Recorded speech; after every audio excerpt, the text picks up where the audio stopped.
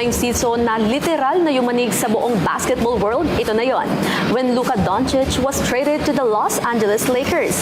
It's a blockbuster trade.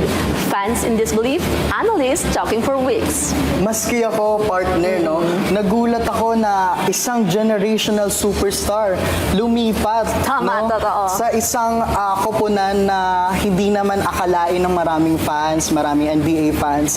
At rarely kasi nangyayari to sa NBA history. Sobrang rare. Tapos naalala ko, April to eh. April Fool. So, talagang lahat akala prank lang. 'Di ba? Kahit kami noon, nung mga, syempre, nanonood ng NBA.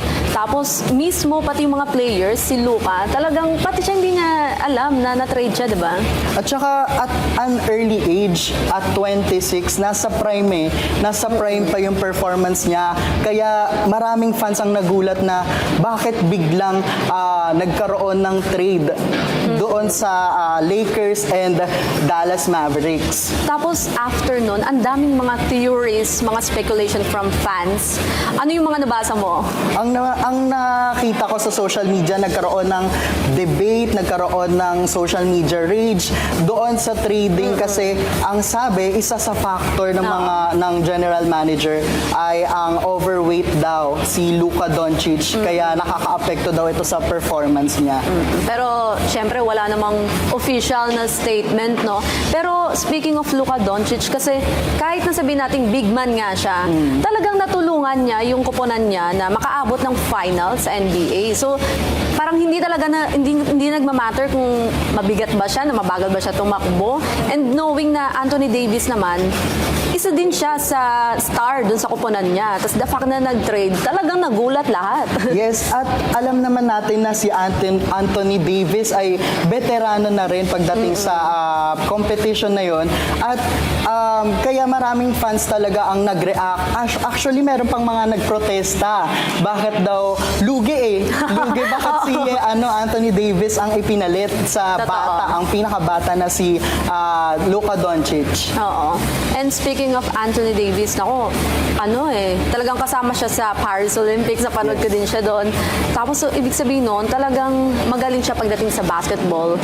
At nagulat nga ang mga Pilipino. Kahit tayo dito sa sports, di ba? Parang ano yun? Totoo ba yun? Usap-usapan talaga siya as in roaming around yung talks about the trade na nangyari. And bukod doon, sa iba pang NBA universe is ito namang Oklahoma City. Isang young, hungry team ang ipinakita ang kanyang tapang at teamwork at dinalang squad sa championship. Yes, Sino ba yan? Mula sa explosive performance syempre ng ating SGA na si Shea Alexander, nagpakitang gila syempre yung maturity ng kanyang core, syempre binasag niya ang expectations ng karamihan Ang OKC ay isa sa mga hindi mo ina-expect na koponan na makakakuha ng championship sa NBA. Tama. At eto si Shea. Ano siya, no? Hindi lang isa yung kinuha niya, kinolekta niyang award. 3. Finals MVP, season MVP, tapos ano yung isa?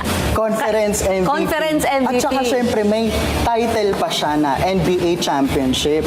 At first yon in history ng Yes, NBA. ng franchise ng OKC. Kasi nung 1979 kasi or 1968 season, tawag pa sa kanila Seattle Supersonics. Okay. So, ito yung first time na OKC yung pangalan nila, under OKC franchise, na nakakuha sila ng titulo. Napakabata nung franchise.